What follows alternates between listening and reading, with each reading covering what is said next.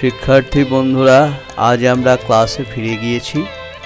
আজকে আমরা একটা নতুন জিনিস শিখব, যে নিড নট প্লাস পারফেক্ট ইনফিনিটিভের ব্যবহার।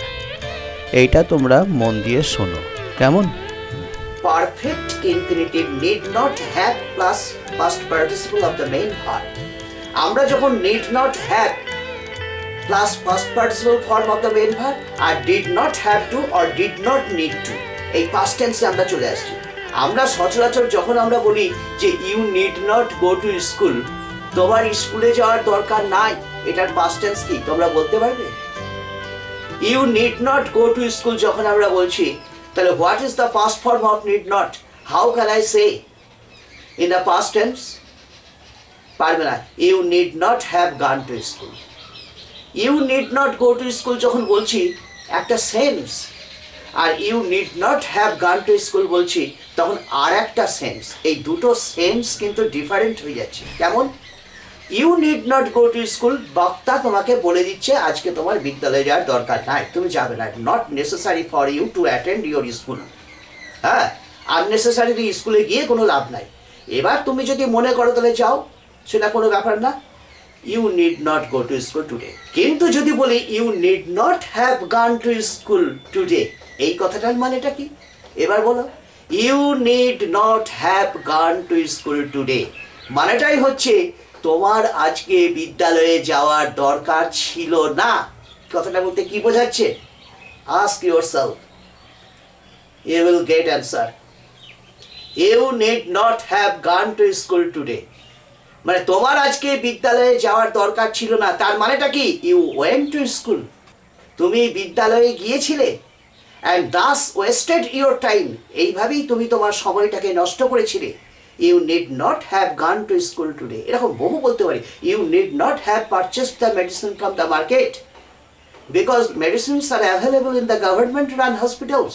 You need not have purchased medicines from the market. You need not have watered the flower trees because it rained heavily. এই যে কথাগুলো বলছি, you need not have plus past participle form of the main verb. প্রথমে subject, তারপরে need, not, have, main ভার্বটা past participle, তারপরে object, rest part of the sentence. তাহলে যখন আমরা বলছি you need not have watered the trees, তার মানে কি? You watered the trees but it was not necessary for you to do so. তুমি গাছগুলোতে জল দিয়েছিলে, কিন্তু এটা তোমার জল দেওয়ার কোনো দরকার ছিল না। এই যে সেন্সটা, এইটা কিন্তু need not have plus past participle form of the main verb, এটা দিয়ে বোঝায়। কিন্তু সেটা নিড নট আর present form of the main verb, তাটা বোঝায় না। You need not go to market, আমরা বলতে পারি না যে এখানে যে তুমি বাজারে গিয়েছিলে। যদি বলি দেখো you need not have gone to market, তখন আমরা বলতে পারি কি তুমি বাজারে তোমার যাওয়ার দরকারই ছিল না, তুমি কেন গিয়েছিলে? Why did you go to market? It was not necessary for you to go to market. So we can say you need not have gone to market. You need not have gone to market. কিন্তু কখনো এখানে বলতে পারি না you did not need to go to market বা you did not have to go to market। যদি এখানে এটা বলো তাহলে কিন্তু ভুল হয়ে যাবে। তোমার সঠিক এটা হবে স্ট্রাকচারটা, you need not have gone to market। তার মানে তুমি বাজারে গিয়েছিলে। You need not have purchased the book from the shop, তোমার দোকান থেকে এই বইটা কেনার দরকার ছিল না। আমি তোমাকে নিষেধ করেছিলাম, I strictly prohibited you to buy the book. You need not have bought the book মানেটা কি? You bought the book, তুমি বইটা কিনেছিলে, but it was not necessary for you to buy it, এটা তোমার কেনার কোনো দরকার ছিল না। আর যদি বলি you need not buy the book, এটা একটা অ্যাডভাইস দিয়ে দিচ্ছি, তোমার বইটা কেনার দরকার নাই। এবার তুমি তোমার উপর ছেড়ে দিলাম, তুমি কিনলেও পারো কিনতেও পারো। কিন্তু যখনই এখানে আমরা need not have plus past participle form of the main verb এটা বলছি, তখনই কিন্তু এই সেন্সটাই আসছে যে কাজটা কি no obligation but the action was performed, কোনো বাধ্যবাধকতা নাই কিন্তু অ্যাকশনটা ঘটেছিল। কিন্তু এইবার দেখো need not have gone, need not have bought, need not have given, need not have lent, need not have borrowed, এই যে কথাগুলো বলছি এই কথাগুলোর মধ্যে যে তুমি কাজটা করেছিলে, এইভাবে কাজটা করে তুমি তোমার সময়টা নষ্ট করেছিলে, তোমার কাজটা করা ঠিক হয়নি, এই need not have plus past participle form of the main verb implies so, এইটাই কিন্তু অর্থ প্রকাশ করে, এইটা কিন্তু তোমরা মনে রেখে দিবে। কিন্তু এবার আরেকটা তোমাদের মনে প্রশ্ন আসছে কি ডিড নট হ্যাভ টু আর ডিড নট নিড টু তাহলে কি মানে প্রকাশ করবে? এইবার দেখো ভালো করে শোনো, সেটা কিন্তু এই নিড নট হ্যাভ এর সঙ্গে এই ডিড নট হ্যাভ টু আর ডিড নট নিড টু এর ডিফারেন্সটা হয়ে যাবে। তাহলে আমরা ডিড নট হ্যাভ টু আর ডিড নট নিড টু আমরা কোথায় বসাবো? ভালো করে শোনো, ডিড নট হ্যাভ টু আর ডিড নট নিড টু আমরা কোথায় বসাবো? যে আমরা বসালাম need not have plus past participle form of the main verb. এই কাজটা, এটার অর্থটা হচ্ছে কি তোমার কাজটা করার দরকার ছিল না, তুমি কাজটা করেছিলে, করে ভুল করেছো, সময় নষ্ট করেছো, অর্থ অপব্যয় করেছো, এই সেন্সটা আসছে। কিন্তু ডিড নট হ্যাভ টু বা ডিড নট নিড টু যখন আমরা বাক্যে ইউজ করি তখন এই অর্থটা প্রকাশ করে না। কি অর্থ প্রকাশ করে? ডিড নট হ্যাভ টু আর ডিড নট নিড টু এই অর্থটাই প্রকাশ করে যে আমি জানতাম কাজটা করার আমার দরকার ছিল না, তাই আমি করিনি। নো অব্লিগেশন নো অ্যাকশন, দুটোই দেখো, ওখানে ছিল no obligation yes action, action হয়েছিল, কিন্তু এখানে হচ্ছে no action no obligation, no obligation no action. আমি জানতাম যে আজকে স্কুল ছুটি ছিল, হ্যাঁ, I knew that the school was holiday so I did not have to go to school. কিন্তু আমরা বলতে পারি না I knew that the school was holiday so I need not have gone to school, তা আমরা বলতে পারি না I yesterday the school was declared holiday so today I did not have to go to school or I did not need to go to school। কিন্তু এই জায়গাতে আমরা I need not have gone to school এটা বলতে পারি না, কারণ এটা মানে এটা কি, এটা স্কুল কর্তৃপক্ষ স্থির করে দিয়েছে বিদ্যালয়ে ছুটি ছিল, আগেই আমি জানতাম, সেই জন্যই আমি বিদ্যালয়ে যাইনি, এই ভাবটাই কিন্তু এখানে প্রকাশিত হচ্ছে। এইখানেই আমরা I did not need two বা ডিড নট হ্যাভ টু এইটাকে আমরা ব্যবহার করতে পারি। তাহলে আমরা ডিড নট হ্যাভ টু এর জায়গা অথবা ডিড নট নিড টু এর জায়গা আমরা পেলাম। এবার কখন need not have plus past participle form of the main verb সেটা ব্যবহার করতে হয় সেটাও আমরা জানলাম। আর একটা ছোট্ট উদাহরণ দিয়ে আমি তোমাদেরকে বোঝাবার এটা চেষ্টা করছি। যেমন ধরো প্রচণ্ড বৃষ্টি হয়েছিল, as it rained cats and dogs and the garden was full of water so I did not have to water the trees. এটা আমরা বলতে পারি, এখানে নিড নট বলতে পারি না। তারপরে দেখো I need not have watered the trees because just after I finished it started raining heavily. তার মানে কি আমি আগেই জল দিয়ে ফেলেছিলাম, তারপরেই দেখলাম যে বৃষ্টি শুরু হয়ে গেল প্রচণ্ড, তাই আমি বলছি যে আমার জল দেওয়ার দরকার ছিল না, আমি অলরেডি জল দিয়েছিলাম, দিয়ে আমি ভুল করেছিলাম, কিন্তু তখন তো আর আমি জানতাম না যে বৃষ্টি হবে, পরে পরে বৃষ্টি শুরু হয়ে গেল। এই যে সেন্সটা আসছে সেখানে need not have plus past participle form of the main verb. আর যেখানে যেমন অ্যাজ ইট রেইনড হেভিলি মানে আমি জেনেছিলাম, আই আন্ডারস্টুড, আমি বুঝেছিলাম দ্যাট ইট উড রেন যে বৃষ্টি হবে, অ্যান্ড আই নোটিসড এবং আমি লক্ষ্য করেছিলাম that it was continuously raining যে অনবরত হয় বৃষ্টি পড়ছিল, so I did not have to water the trees or I did not need two water the trees. এইটাই হচ্ছে did not have two did not need to এর জায়গা, এটাই পজিশন, এটাই তোমাদেরকে চিনতে হবে। This is the basic difference between did not have plus past participle form of the main verb and did not have to আর did not need to plus base form of the main verb. এটা তোমরা মনে রেখে দিও, এটা খুব vital জিনিস। এবার you need not have bought the book from the shop but you could have drawn it from the library.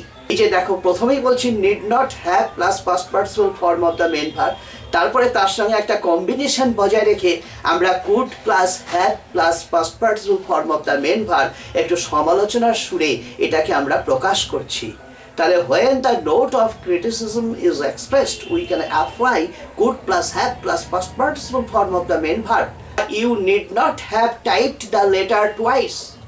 You could have used a carbon. এটাও বলতে পারি তোমার দুবার চিঠিটা লেখা টাইপ করা দরকার ছিল না, তুমি একটা কার্বন ব্যবহার করতে পারতে।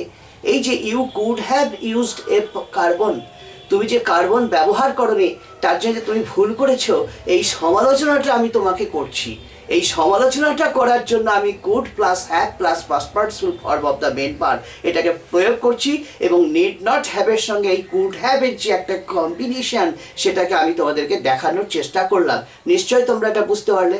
You need not have called him but you could have called me. তোমার তাকে ডাকার দরকার ছিল না, কিন্তু তুমি তো আমাকে ডাকতে পারতে।